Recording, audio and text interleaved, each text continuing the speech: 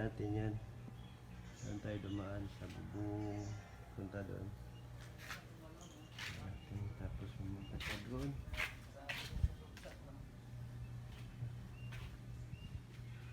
Yan.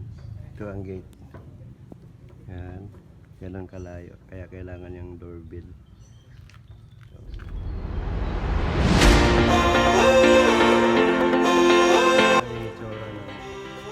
Video doorbell natin.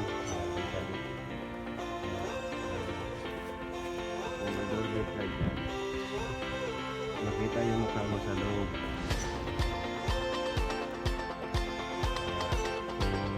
Makita mo kasi na ito, nagkabit tayo ng doorbell na video. Doorbell na video ang kinabit natin ngayong araw na to. Tignan natin kung nagkuha siya.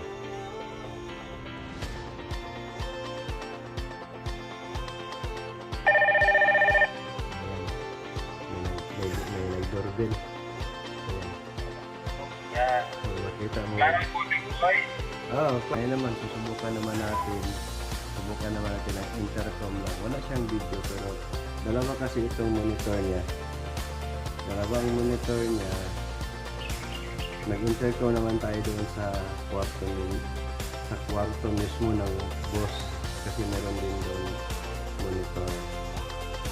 May dalawang monitor itong doorbell na video. Ang tawag ng boss kasi ito sa kitchen ito na talaga. So ang isang monitor nandun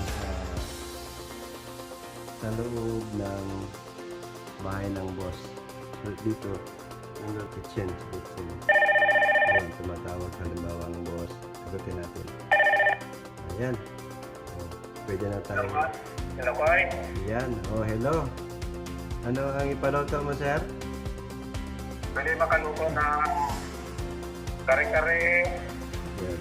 Order ako ng kare-kare, lapsoy, Ayan, klaro na at siya. nagang bako.